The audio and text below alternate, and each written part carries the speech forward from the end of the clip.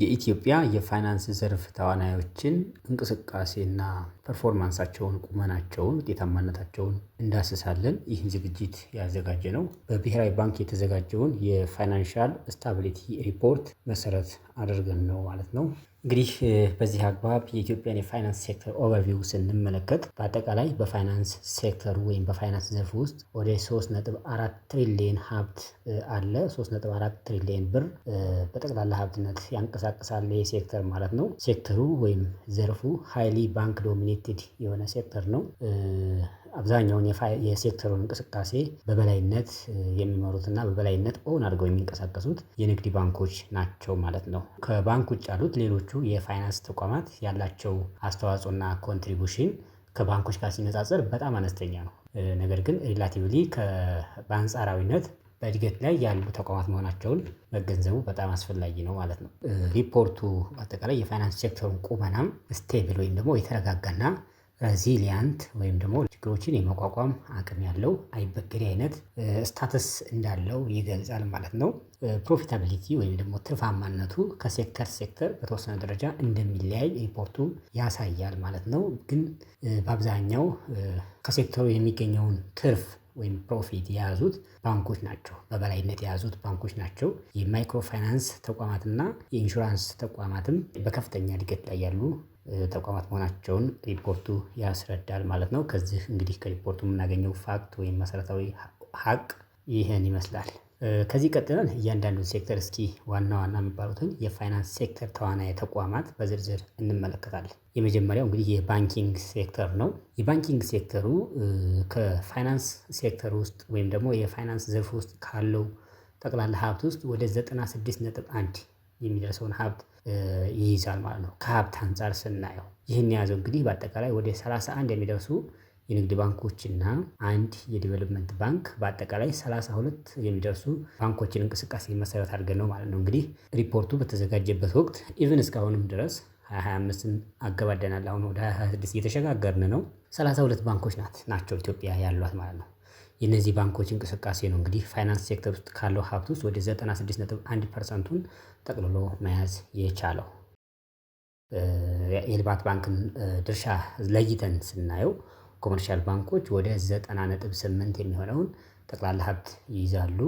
የልማት ባንክ ደግሞ 5.3% የሚሆኑ የአሴት ሼር ወይም ደግሞ የሀብት ፐርሰንቴጅ ይይዛል ማለት ነው። በቅደም ተከተል እንግዲህ እንደሚታወቀው ኢትዮጵያ ውስጥ ካሉት ባንኮች በተለይ ከንግድ ባንኮች ውስጥ ከፍተኛ ሼር ወይም ደግሞ ከፍተኛ ድርሻ ያለው የኢትዮጵያ ንግድ ባንክ ነው። የኢትዮጵያ ንግድ ባንክ ብቻውን ኦልሞስት ወደ ግማሽ የሚጠጋውን የፋይናንስ የባንኮቹን ሀብት ይይዛል። ከባንኮቹ ሀብት ውስጥ ግማሽ የሚጠጋው ኦልሞስት ወደ 50% የሚጠጋውን ሀብት የሚይዝ ባንክ መሆኑ ሪፖርቱ ላይም ተገልጿል። ያው ሁላችንም የምናውቀው በተለያየ አጋጣሚ የሚገለጽ ሀቅ ነው ይሄ ማለት ነው። የባንኪንግ ሴክተሩን ከፕሮፊታቢሊቲ ወይም ከትርፋማነት አንጻር ስንመለከተው እንግዲህ 2024 ሰኔ ላይ በተጠናቀቀው ሪፖርት መሰረት በአጠቃላይ ወደ 361.4 ቢሊዮን ብር ገቢ እንዳገኘ መረጃው ያሳያል ማለት ነው። ኔት ኢንካሙ ወይም ደግሞ የተጣራ ገቢው ከግብር በፊት በ57.9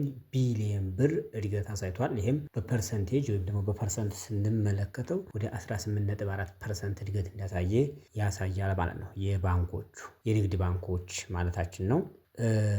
ሪተርን ኦን ኢኩዊቲ ወይም ካፒታላቸው ላይ ያለው ትርፋማነት 24.6% ነው። ሪተርን ኦን አሴት ጠቅላላ አሴታቸው ላይ ያለው ትርፍ ደግሞ 2% ሆኖ ተመዝግቧል ማለት ነው። የዴቨሎፕመንት ባንክን ፕሮፊታቢሊቲ ወይም ደግሞ አትራፊነት ስንመለከት ሪተርን ኦን አሴቱ 2.5% ሲሆን ሪተርን ኦን ካፒታል ወይም ሪተርን ኦን ኢኩዊቲ የምንለው 13.3% ነው ማለት ነው። ይህም እንግዲህ ሪተርን ኦን ኢኩዊቲ ከንግድ ባንኮች ቤተር ሪዛልት አስመዝግበዋል። ወይራስ ሪተርን ኦን አሴት ስንመለከት ዴቨሎፕመንት ባንክ የተሻለ አፈጻጸም አለው ማለት ነው። ኦቨርኦል ሲታይ ደግሞ የዴቨሎፕመንት ባንክ ማርጂናል የሆነው ፕሮፊታቢሊቲ ከጊዜ ወደ ጊዜ ዲክላይን እያደረገ ወይም ደግሞ እየተዳከመ የመጣ መሆኑን ሪፖርቱ ገልጾልናል ማለት ነው። ሌላውና ሁለተኛዎቹ የፋይናንስ ዘርፉ ተዋናያን ተቋማት ማይክሮ ፋይናንስ ተቋማት ናቸው። ማይክሮ ፋይናንስ ተቋማት እንግዲህ ከፋይናንስ ዘርፉ አጠቃላይ ሀብት ውስጥ 1.8% ብቻ ድርሻ አላቸው። በሀገራችን ወደ 56 የሚደርሱ የማይክሮ ፋይናንስ ተቋማት እንዳሉ መረጃዎች ያሳያሉ። ከባንኮች በላይ ናቸው በቁጥር ደረጃ ማለት ነው። የሀብት ድርሻቸው ግን በጣም አነስተኛ ነው። 1.8% ብቻ ነው ሽፋን የሚይዙት ከጠቅላላ ፋይናንስ ሴክተር ውስጥ ከሚንቀሳቀሰው ጠቅላላ ሀብት ውስጥ ማለት ነው። ሌላው በጣም ኢምፖርታንት ወይም ጠቃሚ የሆነው የነዚህ ተቋማት ሚና ምንድነው? ፋይናንሻል ኢንክሉዥንን ወይም ደግሞ የፋይናንስ ተደራሽነትን በተለይ ለገጠሩ ማህበረሰብ ለገጠሩ ኮሚኒቲ እና አነስተኛ ገቢ ላላቸው አነስተኛና ጥቃቅን ዘርፍ ላይ ለተሰማሩ የከተማም ነዋሪዎች የከተማም ወጣቶች የፋይናንሻል አገልግሎት ተደራሽነት ላይ በጣም በትኩረት የሚሰሩ ተቋማት ስለሆኑ በዚህ በኩል የሚያመጡት ውጤትና ለውጥ በጣም ጎልቶ ይታያል። የማይክሮ ፋይናንሶችን ፕሮፊታቢሊቲ ወይም የትርፍ ሁኔታ ስንመለከት ኔት ኢንከማቸው ወደ 3 ቢሊየን ሆኗል ማለት ነው በዛ ባሳለፍነው በጀት ዓመት። ይህም የ148.5% እድገት አሳይቷል። በጣም የሚገርም ነው። በጣም አድገዋል ማለት ነው። ሪተርን ኦን አሴታቸውን ስንመለከት 5.6% ነው። ሪተርን ኦን ኢኪቲ 27.6% ነው። ሪተርን ኦን ኢኪቲ ከባንኮቹም ከኮመርሻል ባንኮችም ከዴቨሎፕመንት ባንክም በላይ ነው። በዚህኛውም ሪተርን ኦን አሴት ላይ እንደዛው በተመሳሳይ መንገድ ማለት ነው 2 ምናምን ነበሩ የእነዛኞቹ ባንኮች። እዚህ ላይ በጣም 5.6 ማለት ከፍ ያለ ነው። ፐርፎርማንሳቸው አክሮስ ኢንስቲትዩሽንስ ኢቭን ማይክሮ ፋይናንስ ኢንስቲትዩሽኖች ወይም ደግሞ የማይክሮ ፋይናንስ ተቋማት ውስጥም ከተቋም የፕሮፊታቢሊቲ ወይም የፐርፎርማንስ አቅማቸው ከተቋም ይለያያሉ። ወጥ የሆነ ቁመና የላቸውም። ኦን አቨሬጅ ስናየው ግን በጣም ፕሮፊታብል ናቸው ማለት ነው። በዝርዝር ቢታዩ 56ቱም ተቋማት የተለያየ አፈጻጸም ያላቸው መሆኑን መገንዘብ ያስፈልጋል። አንዳንዶቹ ጥሩ የሄዱ አንዳንዶቹ ደግሞ ደከም ያሉ እንደሚኖሩ መገንዘብ አስፈላጊ ነው ማለት ነው። ሌላውና ሶስተኛው የፋይናንስ ሴክተር ተዋናይ የኢንሹራንስ ሴክተሩ ነው።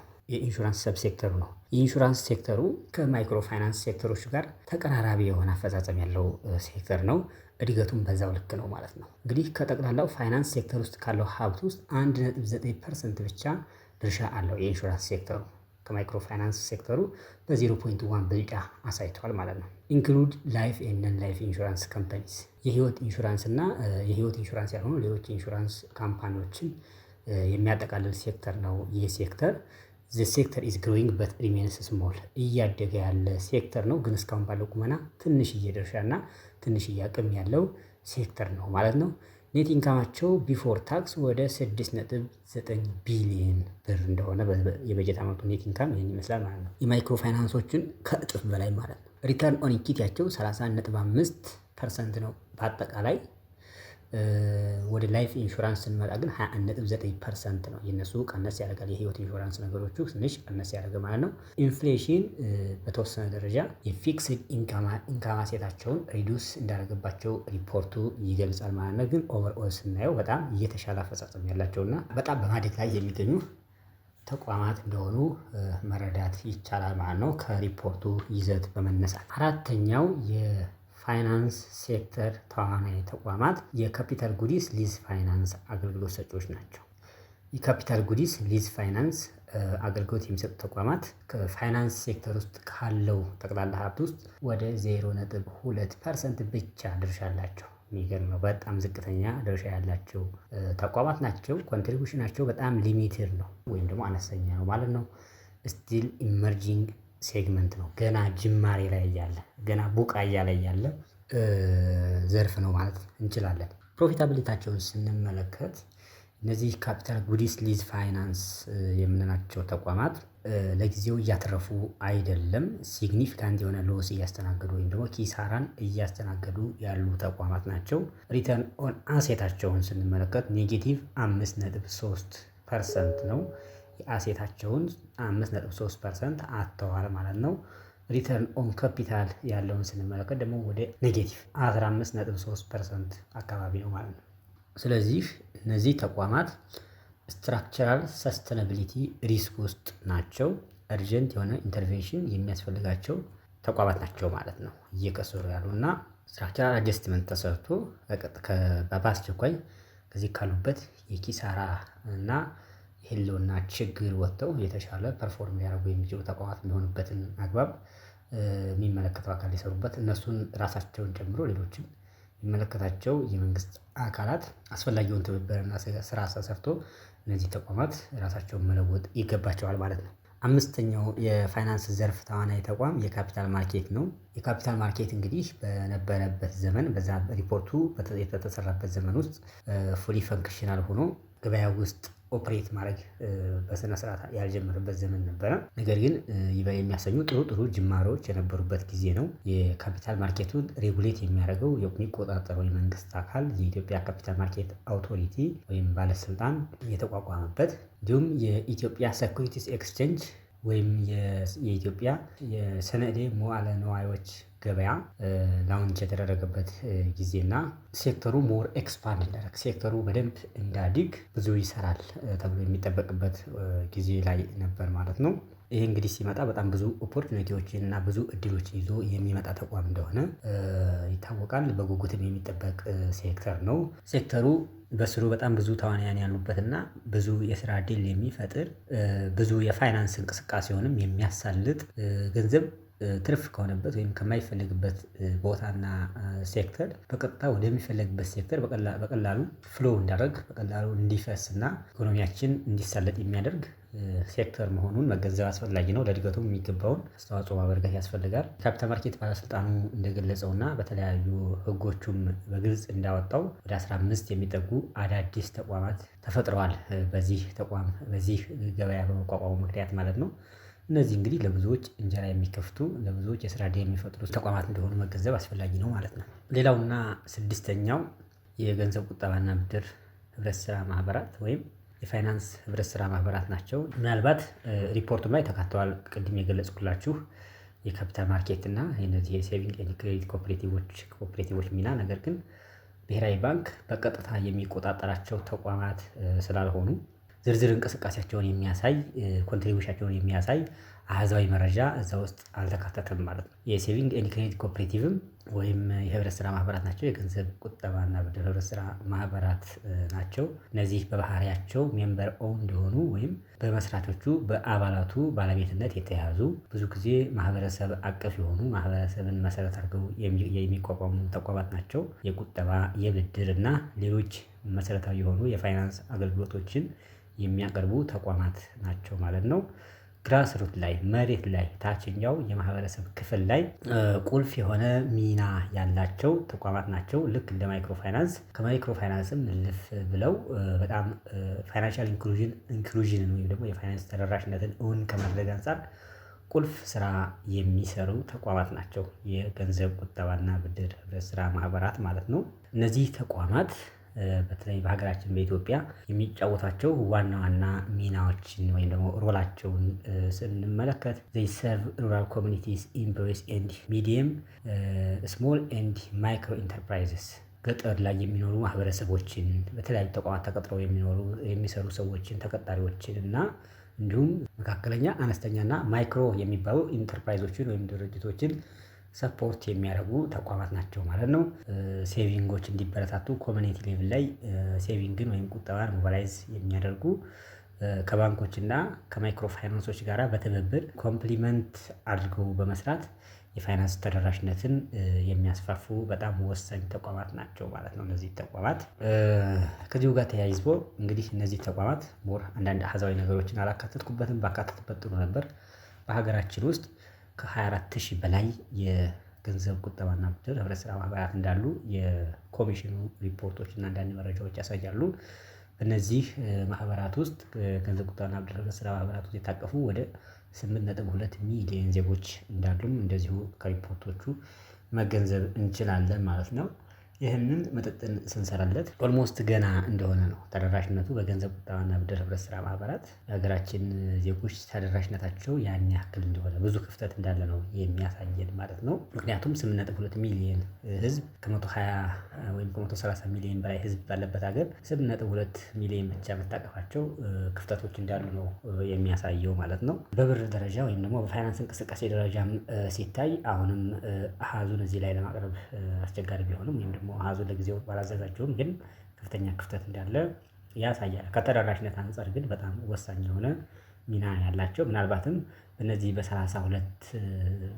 በ32ቱ የባንክ ተቋማት ተደራሽ ከሆነው የፋይናንስ የብድር ተጠቃሚ በላይ በእነዚህ በማይክሮ ማነው በገንዘብ ቁጠባና ብድር ህብረት ስራ ማህበራት በኩል ተደራሽ የሆነው የህብረተሰብ ብዛት በጣም ብዙ ነውና ሚናቸው የጎላ ነው ማለት ነው። ማደግ አለባቸው። ሁሉም የሀገራችን አካባቢዎች ሁሉም ዜጎች ተደራሽ መሆንና ተደራጅተው ራሳቸውን በራሳቸው ማገዝ በግላቸው ያልቻሏቸውን ነገሮች ተባብረው በጋራ መስራት የሚችሉበት ምህዳር መፈጠር አለበት ብለን እናምናለን። ለዚህም የራሳችን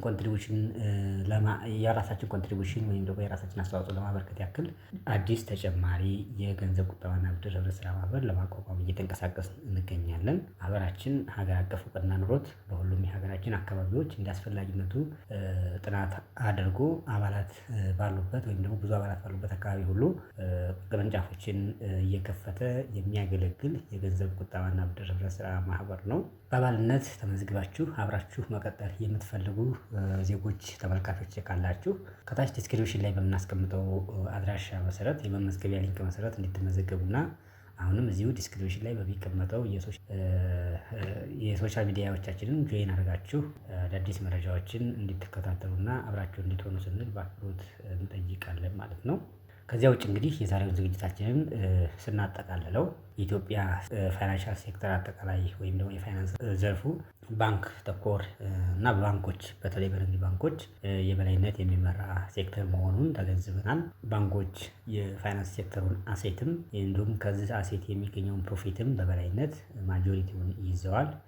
ከባንክ ውጭ ያሉ ተቋማት ገና አንደር ዴቨሎፕድ ናቸው። በማደግ ላይ ያሉ በደንብ ያለሙ ተቋማት ናቸው። የኢንሹራንስ ሴክተሩ በጣም ስትሮንግ የሆነ ፕሮፊታቢሊቲ ላይ ነው ወይም ደግሞ የተሻለ ትርፍ የሚገኝበት ጠንካራ ትርፍ ብዙ ትርፍ የሚያገኘው ሴክተር የኢንሹራንስ ሴክተሩ መሆኑን ሪፖርቱ አሳይቶናል።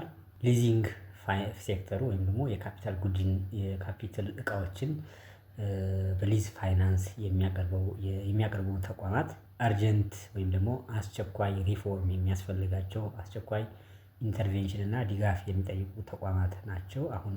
አሁን ላይ ኪሳራን እያስተናገዱ ያሉ ተቋማት ስለሆኑ ማለት ነው። የሳኮዎች ወይም የገንዘብ ቁጠባና ብድር ህብረት ስራ ማህበራት እና የማይክሮ ፋይናንስ ተቋማት ፋይናንሻል ኢንክሉዥንን በማሳለጥ ፋይናንሻል ኢንክሉዥንን በድራይቭ በማድረግ ወይም ደግሞ በመሾፈር ረገድ ከፍተኛ ሚና እየተጫወቱ ያሉ ተቋማት መሆናቸውን ተገንዝበናል ማለት ነው። እንግዲህ ክቡራንና ክቡራት ተመልካቾችና አድማጮቻችን የዛሬው ዝግጅታችን ይህን ይመስላል። በቀጣይ በሌላ ዝግጅት እስከምንገናኝ ድረስ ሁላችሁም በያላችሁበት ቸር ሰንብቱ። ይህንን ቪዲዮ ላይክ አድርጉት። ቻናላችንንም ሰብስክራይብ በማድረግ ቤተሰብ ሆኑ። በቀጣይ እንዲሰራ በምትፈልጉት ርዕሰ ጉዳይ ዙሪያ ሀሳብ አስተያየታችሁን በኮሜንት መስጫ ሳጥኑ ላይ ጽፉልን። እኛም እንደ ግብዓት ወስደን ሪስፖንስ የምንሰጥበት ይሆናል ማለት ነው። በተረፈ መልካም ጊዜ ይሁንላችሁ።